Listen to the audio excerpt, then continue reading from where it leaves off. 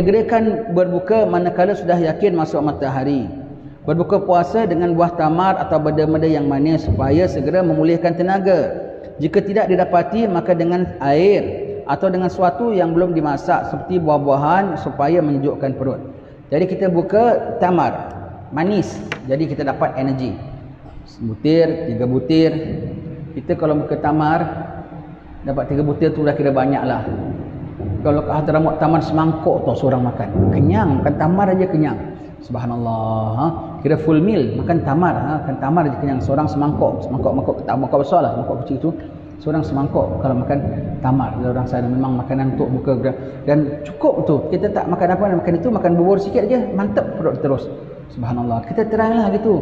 Jadi tak payah beli laksa, tak payah beli burger, tak payah beli roti john, semuanya roti makanan Nabi kita tak makan, roti john kita pergi makan. Allah, begitu. Jadi kita buka, kalau tak ada tamar, makan apa-apa yang manis yang belum kena api seperti buah-buahan. Kalau tak ada, air sejuk saja. Jangan yang sudah dimasak. Jangan dimasak. Seperti agar-agar. Seperti buah dalam tin, buah lychee, semua tu dah masak kan. Seperti air sirap, kan dah masak. Sirap tu kan dah diproses, dikilang kan. Plain water semua. Kenapa? Perut kita panas dah puasa, kita minum benda yang belum kena api, dipukul panas ya. Afdalnya begitu. Jadi tak ada tamar, makan buah-buahan, apa-apa sajalah buah-buahan ya, makan buah-buahan. Baik. Kemudian membaca doa yang diajar oleh Nabi, Allahumma laka sumtu wa bika amantu wa ala rizqika aftartu ya. Baca doa ini bila sesudah makan, bukan tengah nak ngadap Allahumma laka sumtu. Itu salah. Allahumma laka sumtu wa bika amantu wa ala rizqika aftartu. Ya Allah, kerana-Mu aku telah berpuasa. Allahumma laka sumtu wa bika amantu, dan kepada Engkau kami beriman, dan atas rezeki-Mu kami telah makan. Belum makan pun? Itu doa lepas makan, dapat makan. Habis nak makan baca apa? Allahumma barik lana fima razaqtana wa qina adzabannar. Baca bismillahirrahmanirrahim, Allahumma barik lana, makan. Dan ketika kita bang saja, apa kita bilang? Doa. Sebelum kita makan, doa apa minta? Doa. Minta macam-macam minta. Tak ditolak doa ketika berbuka puasa. Kemudian makanlah, kita makan, kemudian pas makan baca Allahumma laka sumtu wa bika amantu. Sangat perlu bagi orang yang berbuka itu memerhatikan akan apa yang dimakan untuk berbuka, supaya jangan dia berbuka kecuali dengan yang halal, dan seberapa daya elakkanlah daripada yang syubhat sekalipun ya. Jadi pastikan jangan buka kecuali yang halal sahaja. Jadi ingat ya, bulan puasa ni tolong jangan masak kari babi, jangan masak rendang katak, tak boleh, tak halal ya. Bilang kari babi ketawa konon, tapi kari rasuah hari-hari kau masak. Gelegak perut anak isteri makan kari rasuah, makan rendang tipu. Kadang-kadang orang makan rasuah ni tak tahu malu. Wallet tu penuh kembung dengan duit rasuah. Kalau awak rasuah sangatlah ya, bulan puasa jangan belanja untuk anak isteri awak. Makan sendiri kenyang-kenyang lah, biar awak masuk neraka seorang. Kesian anak isteri awak.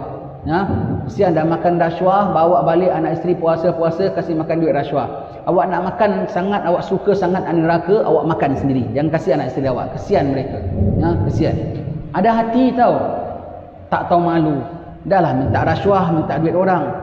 Walletnya kembung dengan duit rasuah. Pergi pasar raya, cari ada halal tak? Ada halal. Tak payah kau beli babi sudah. Kau makan pun pergi pun pakai duit haram. Dah gitu makan, ada hati cari yang halal pulanya. Cari halal konon. Yang duit kau tu kau beli halal macam mana? Disembelih oleh mufti sekalipun untuk kau tak halal pasal kau beli duit haram. Ada hati.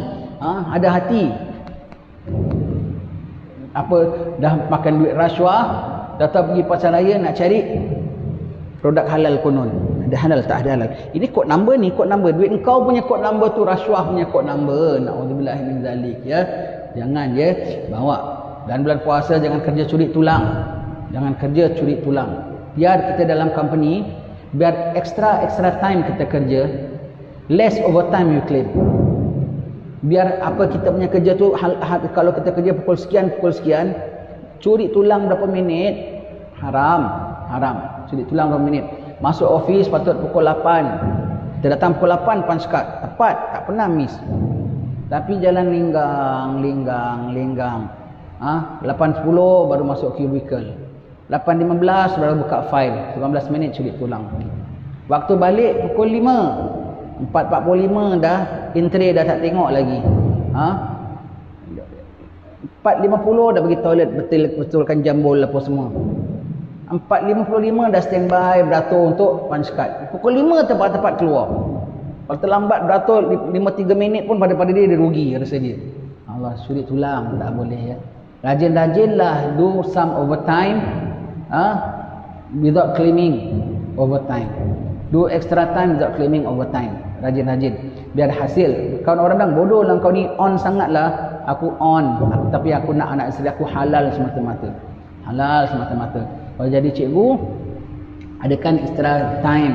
Datang tengok-tengok budak-budak, tengok-tengok apa semua. Begitu ya. Dapat extra, kerja extra without claiming overtime. Claim overtime 4 hours, claim sign 4 hours.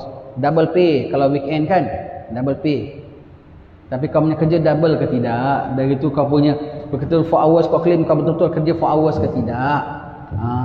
Hati-hati ya. Kita bukan hanya dalam mahkamah dunia saja, daripada Kementerian Pekerjaan punya boleh, Kementerian Buruh punya boleh tuntut, tetapi Allah punya mahkamah lebih kita takut. Jadi kena hati-hati ya. Jadi jangan bawa yang subhat-subhat. Maka pastikan yang halal belaka. Macam mana nak pastikan halal? Seberapa daya masak sendiri. Seberapa daya masak sendiri ya. Tak maaf, saya nak terus teranglah ya. Saya nak elan. Kita kalau bulan puasa banyak orang kasih kita buka puasa juadah. Saya minta tolong banyak-banyak ya, kalau awak nak kasih saya juadah saya terima. Terima kasih, alhamdulillah. Saya suka nak makan. Tapi tolong yang awak masak sendiri ya. Kalau awak jangan beli kat kedai catering mana punya ke apa, awak hantar kita sebungkus 2 bungkus. Saya harap itu daripada awak. Datang kita tak payah tanya ini catering daripada apa semua. Sebab kita bulan puasa kita tak beli makanan luar. Bulan puasa tak bagus beli makanan luar. Seberapa daya masak sendiri. Jadi kalau tuan-tuan kalau sukalah nak hantar munjung yang masak sendiri ya, bukan yang order punya ya. Masak sendiri. Kalau anda order pun kita tanggungan, awak pastikan yang awak order tu daripada orang yang bertanggungjawab. Sekarang daging dan ayam pun kita bimbang. Al-maklum kadang-kadang orang masak sambal goreng kanguru. Kita takutlah termakan kan jadi pastikan yang halal belaka. Jangan beli di makan-makan di luar, tak afdal.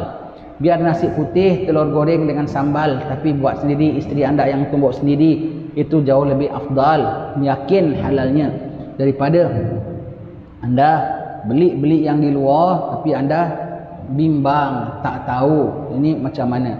Kalau perlu sangat beli dari luar dekat bazar Ramadan kapal, bukan hanya tengok enak tak enaknya, menyelera tak menyelerakannya, tapi tengok yang jualnya itu, yang menjualnya itu nampak tanda-tanda orang bertakwa ataupun tidak.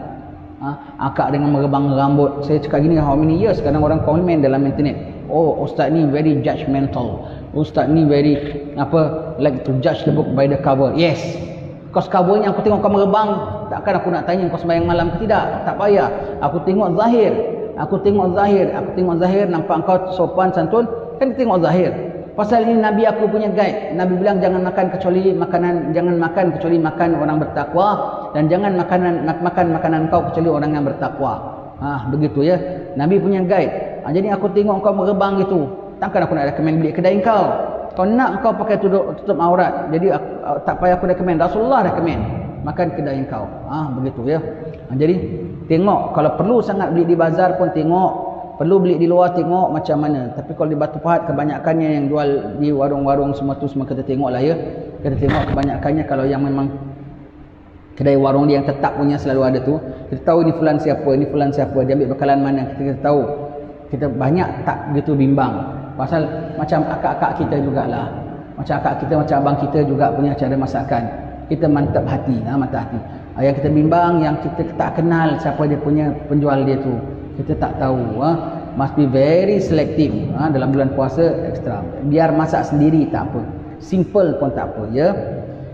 Baik, perlu juga perhatikan dengan siapa dan di mana dia berbuka, supaya janganlah hendaknya saat yang penuh rahmat dan dimakbulkan doa padanya ini dia berada di tempat yang tidak selayaknya dan bercampur gaul dengan pergaulan yang tidak selayaknya juga, ya.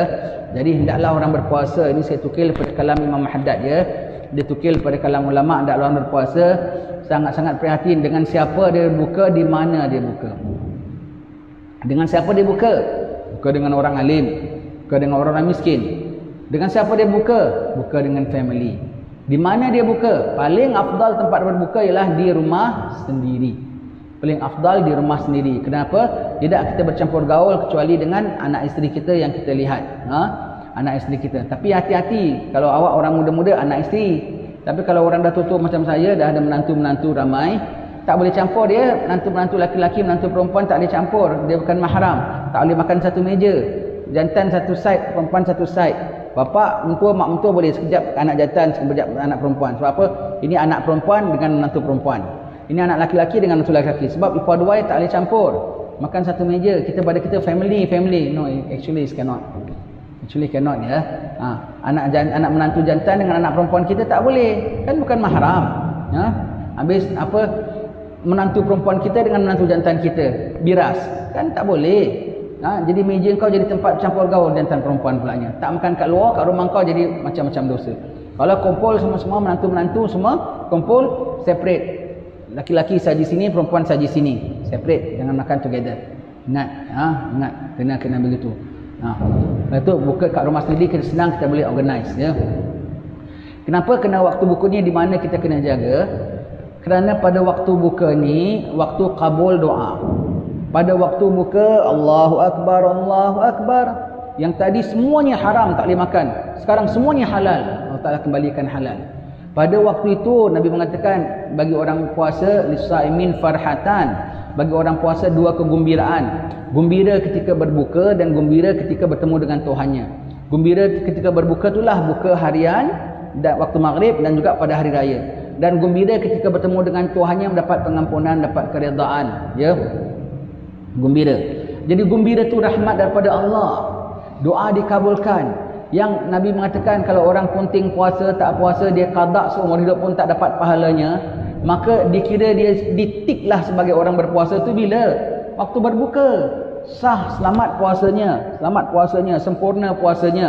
Yang apa, fa innahu li wa ana ajzi bih. Puasa tu untuk aku saja menggajarinya. Bila dapat ganjarannya itu? Bila dikira layak pada ganjaran itu? Pada waktu berbuka. Bermakna dah selamat tunaikan puasa. Ketika itu dia berada di food court. Ketika itu dia berada di kedai-kedai makan. Situ campur jantan perempuan. Situ ada orang gerembang rambut. Di situ ada muzik berkumandang. Tak sayur dia. Jadi bulan puasa, ibu jangan masak ya, nanti malam ayah ajak pergi makan restoran 5 bintang. Sorry lah, 5 matahari pun tak boleh. 5 bulan pun tak boleh 5 matahari. Ini 5 bintang, bintang kecil ya. 5 bintang aja dah macam lah besar sangat. Ayah 5 bintang. 5 matahari pun tak boleh. Bulan puasa janganlah. Biar kat rumah walau hanya 1 bintang saja. Ya, di rumah, padahal itulah bintang yang gemerlapan di rumah kita. Ya, itulah bintang gemerlapan di rumah kita. Bulan puasa, hari raya suka tingkau lah. Hari raya. Tapi bulan puasa kena ekstra cermat. Dan jangan makan kecuali yang halal belaka. Baik. Kita sebut yang halal dulu, nanti kita tengok berapa banyak nak makan. Semua hak lewal buka kita nak sebut dahulu. Yang halal belaka. Termasuk yang pasti halal, sebab itu buka paling afdal di rumah sendiri. Kemudian kedua di rumah Allah, di masjid. Kenapa tidak di masjid afdal? Sebab di masjid, walaupun masjid pun sekarang bukan dia masak tau. Dulu pelonja masjid rewang masak tau. Sekarang pun dia order catering. Tak dapat yakin sebagaimana di rumah. Tak seyakin sebagaimana di rumah, ya. Bukan kita bilang masjid memang tidak halal, tapi kalau di rumah kan terlebih awak tahu kan, terlebih terpelihara. Baik, lagi tu di masjid awak tak boleh tambah walau sedikit ekstra. Sedap macam mana pun, bang tambah sikit boleh bang ni goreng? Tak boleh. Boleh, apa salahnya ditambahkan 1 sendok. Last person kurang 1 sendok, awak dah ambil hak dia. Kat masjid berapa dia beri, makan. Itu saja, tak boleh ekstra. Tak boleh ekstra, ya. Dan kena lagi makan yang ditakuti ialah apa? Kalau kita pergi hidang, makan hidang tempat orang jemput makan. Jemput hidang orang makan, ya, orang jemput hidang makan. Kita nak sebut tentang halalnya, nanti kita nak sebut segeranya, kemudian kita nak sebut tentang apa, kita bilang apa tadi, segeranya dan jumlah makannya. 3 perkara ya. Sekarang kita nak sebut tentang halalnya dulu ya. Halalnya, segeranya, dan apa tadi, jumlah kuantiti makannya. Baik, kita sebut halalnya. Pastikan kalau kita buka dalam grup, dalam hidang, orang jemput hidang, jemput hidang, dia taruh satu talam, ada epok-epok 6 biji, satu talam 4 orang. Satu orang makan epok-epok boleh berapa maknanya? 1,5. 1,5 kan? 1,5. Mentang-mentang awak suka, saya memang suka ni. Saya memang suka ni. Asyik awak aja suka. Orang lain tak suka ke? Tak boleh. Awak dah makan awak punya portion, yang lain awak tinggal. Tinggal lagi 2. Seorang dah makan 1, tinggal lagi 2. Nak, suka nak, ambil patahkan. Ambil patahkan. Kalau kau nak patah-patah ambil semua, sudahlah, tak apa. Boleh ya, saya makan ni, saya suka ni, baru boleh. Tak boleh suka tentang saya suka ni, tak boleh. Begitu juga dalam satu hidang ada taruh anggur, satu gugus anggur. Kita tengok suka asyik tangan awak aje. Tangan orang pun nak makan jugalah. Sebab begitu ya. Tak boleh. Itu. Makan nasi ambeng. Depan awak ada banyak rendang. Depan dia semua dapat urap. Kalau dia asyik makan urap, awak makan rendang. Tak boleh, kena agihkan. Kita makan dengan kiai-kiai kan, nanti dia bagikan. Biar adil. Jangan itu ya. Jangan. Satu lagi. Ini bukan kita nak berkira ya, takut termakan hak orang, Kadang-kadang orang tak terima. Oh, terima tak terima, kau jangan makan. Kau jangan makan hak orang. Tak boleh, berdosa. Kita makan dengan kawan-kawan buka puasa, kerja. Umpamanya kerja ya, orang kerja second shift, buka nanti orang kumpul nak makan tahu, dia bawa bekal dia. Buka dalam satu office ada dalam 10-12 orang. Dia makan, dia bawa nasi, dia punya portion, dia bawa undi-undi 3 biji. Kalau 3 biji itu maknanya untuk siapa? Untuk dia ke untuk orang? Untuk sendiri kan? Kau jangan jamah kalau dia tak pelawa. Pelukit tau. Buka ramai-ramai bawa undi-undi 3 biji. Aku sengaja. Wah, sedap ni, aku cukup. Haram. Kecuali kau tahu hati budi kawan kau, kalau kau tak makan dia bising. Apalah kau ni nak tunggu orang pelawa-pelawa, aku bawa 3 je, makan-makanlah sama-sama. Kita dah tahu kalau kita tak makan dia punya, dia marah. Yang ada orang gitu tau. Boleh. Kalau tak tahu, jangan. Haram je. Haram. Tu tadi buka di masjid, dia tak tambah, tak boleh. Semua tu. Nak kena sehalal mungkinnya ya. Misal mungkin isteri kita yang masak kat rumah, kita tahu ni puasa ya, makan terus jadi darah daging ya, perut kita dah lapar, kita makan terus jadi darah daging. Kalau termakan yang haram, tak terima puasa kau, tak terima tarawih kau nanti sebab makan yang haram ya. Dan puasa elakkan makan yang haram. Of course kita bilang tadi paling tak boleh masak apa, kari rasuah, rendang judi, tak boleh ya, tak boleh masak ya. Kalau kita cakap makan haram, masak rendang babi, dia ketawa. Rendang babi ketawa konon ya, rendang rasuah hari-hari kau masak. Kesian tu orang kalau suaminya rasuah gitu, kesian. Bini jangan suka ya, dia kasih gelang banyak, kereta besar. Kau tahu gaji suami kau berapa, atau dia bawa balik lebih daripada berapa, kena tahu. Kau kena tahu ya, kau kena berlindung. Abang jangan ambil rasuah, abang jangan ambil rasuah. Jangan suka dapat apa kemewah tapi daripada wang haram. Jangan ya, jangan gelap mata ya. Yang ada kerja-kerja dekat sekolah saja, admin. Orang hantar alat tulis. Nak award tu company mana. Itu pun nak ambil makan juga. Awak hantar sini, saya award to your company, tapi bahagian saya mesti ada. Astagfirullah, dengan anak murid kau punya duit pensil pun kau nak ambil 10 sen 20 sen. Itu namanya kan ambil 10 sen 20 sen. Apa punya cikgu tu, apa punya staff tu, yang ada kerja sekolah pun kan bahagian admin, tukang ngurus beli sekolah, itu pun dia nak makan pun ada juga tahu. Katanya lah, tak tahu negeri sini ada ke tidak. Di negeri Kongo mungkin ada tahu. Negeri Kongo ke negeri Fiji mungkin ada. Agaknya lah, agaknya. Jangan kat sini ada sudahlah. Rasanya macam tak ada ya. Begitu ya. Tak boleh, jangan ya, rasuah-rasuah ni semua tak bagus ya. Baik. Tu tadi kita sebut tentang halalnya dengan pasti, ya, dengan pasti. Habis kemudian kita sebut tentang apa yang kedua tadi kita nak beritakan? Segera. Segeranya tu apa yang dikatakan masuk dengan segera? Awak semua waktu bang, semua kebanyakan orang lumrahnya semua kat meja makan kan. Anas sejadah, bang nak sembahyang dulu, doa, tasbih, amboi alimnya.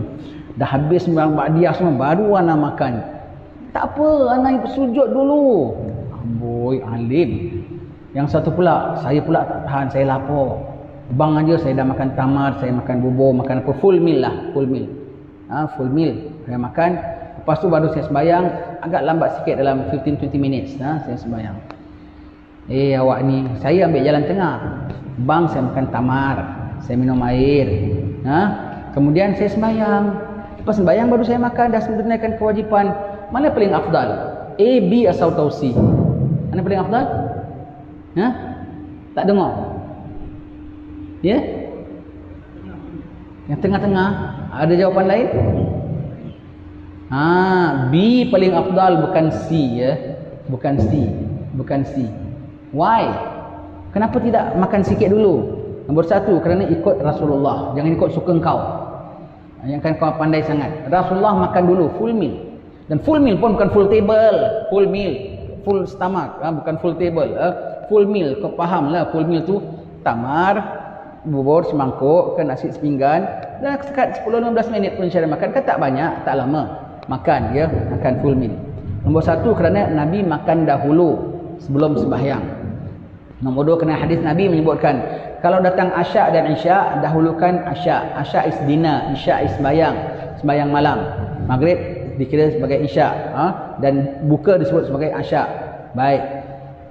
Dan lagi kerana yang nama sembahyang tu perlu khusyuk. Boleh ke kau khusyuk? Kau dah 18 jam tak makan, sekarang dah boleh makan, baru makan tamar, ni ada laksa, ni ada jemput-jemput, ada burger, ada roti kirai, ada apa semua, kau sembahyang, dia manggil. Boleh kau khusyuk? Tengah sembahyang pulaknya budak-budak gini, lompat-lompat. Kan tumpah kan? Mak belum makan tu, kan habis. Agak boleh tak berdebar. Tengah sembahyang tu, apa habis, apa tumpah. Laju dia punya sembahyang. Betul tak? Kalau bang aku tengok ada setengah-setengah tempat, Bilal dia kalau bang punyalah sedap, nak kasih bang dia simple bulan puasa. Simple aja bang dia. Pasal dia nak segera makan. Pasal nak segera makan. Imam dia pun kalau yang begitu, jangan dia. Sembahyang perlu khusyuk. Especially kalau kat tempat umum, jangan kau buat nombor 3 tu. Kesian. Orang tidak singgah sembahyang di masjid kecuali pasal dia lambat. Dia tak dapat balik, ya. Dia lambat, kadang-kadang singgah naik motor, dia sembahyang maghrib, dia tumpang buka. Kemudian tumpang buka, dia dah nampak ada lauk, ada nasi, ada apa semua. Kasih tamar aja. Lepas sembahyang maghrib, dia tak duduk makan tau. Dia nak kejar waktu, nak sembahyang tarawih, terus balik rumah dia. Tapi kalau kau hidang tadi, dia makan jugalah, kan dah hidang dah makan. Satu lagi, kadang kita orang buat ceramah sebelum buka puasa pun setengah tempat begitu. Aku dah nampak nasi biryani dia dah bau pun. Bang dikasih makan tamar, minum air saja. Lepas itu kita tak tunggu, aku nak ada tarawih, aku nak tempat lain. Tak mahal, perut kosong kita jalan. Tak bagus. Kalau tempat umum jangan. Rumah kau nak bikin tu pun tak afdal. Tempat umum hak orang ramai. Kau tak boleh tahan ikut kau punya selera. Banyak orang tak faham, banyak orang yang kan nombor 3 afdal, ya. Kan nombor 3 afdal. Tak bagus. Ikut apa Rasulullah. Dulu Habib Abdullah Adufi marah kalau orang kamat cepat-cepat. Nanti orang habis makan baru kamat. Kalau Bilal nak kamat cepat-cepat, dia marah. Orang dah makan 20 minutes kalau Masjid Sultan dulu. Siapa tak nak segera, dia sembahyang sendiri. Kita kena raih dan ada protokol. Dan dalam maghrib, kalau kita sembahyang terlewat sedikit lantaran buka puasa, masih tetap dapat waktu fadilat. Tak lari, kerana buka puasa tak menjadi apa. Boleh juga, boleh, ya. Begitu. Jadi paling afdal yang makan full meal. Ingat, full meal, not full table. Full meal, ya. Kadar yang menghasilkan khusyuk. Baik, sekarang the quantity of food that you nak makan. Jumlah berapa banyak nak makan.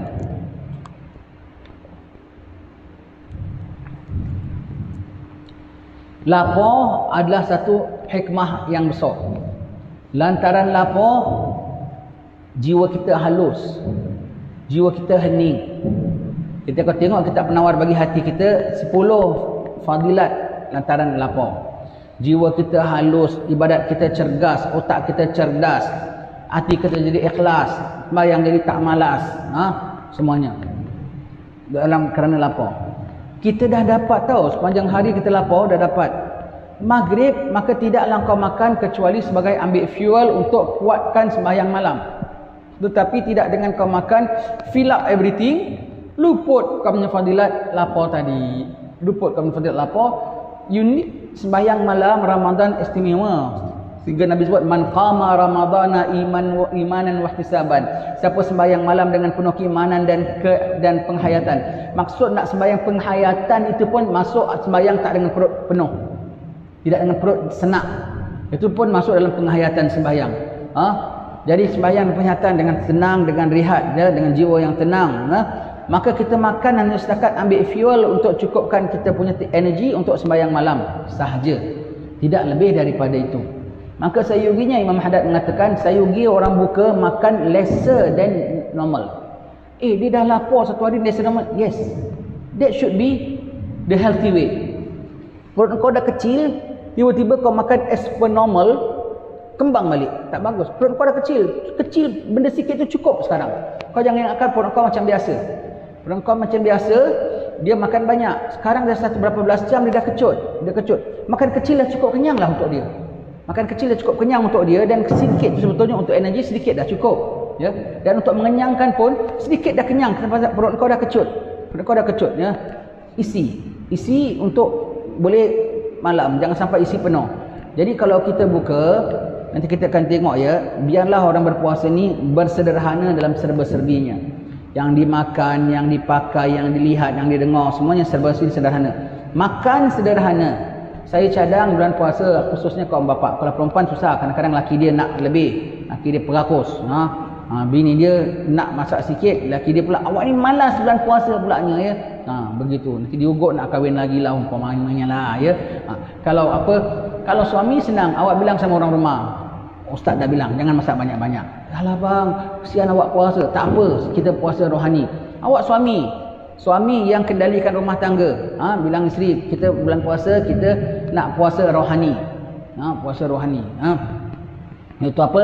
Satu hari satu lauk cukup. Kenapa nak bersederhana? Ini hari nasi putih dengan kari ayam. Cukuplah, kan ada lazat. Besok nasi putih dengan asam pedas. Besok nasi dengan apa-apalah. Satu hari satu lauk cukup. Cuba bersederhana. Dan the amount yang you cedok sebagaimana biasa, sendok macam mana biasa, kurangkan satu sudu saja.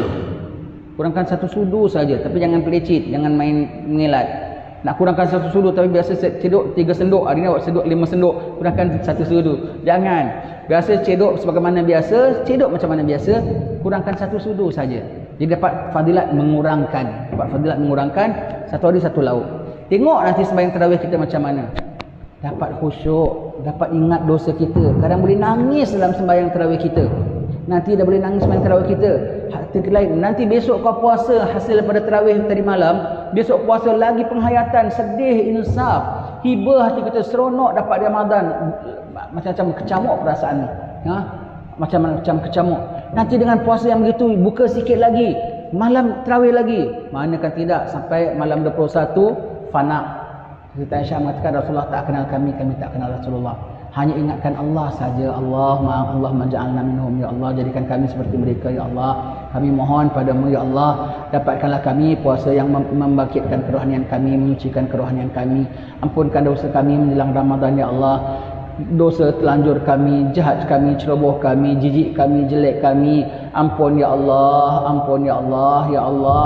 Maha suci Engkau ya Allah, maha luas rahmat-Mu ya Allah. Jangan Kau halang rahmat daripada pihak-Mu lantaran dosa daripada pihak kami.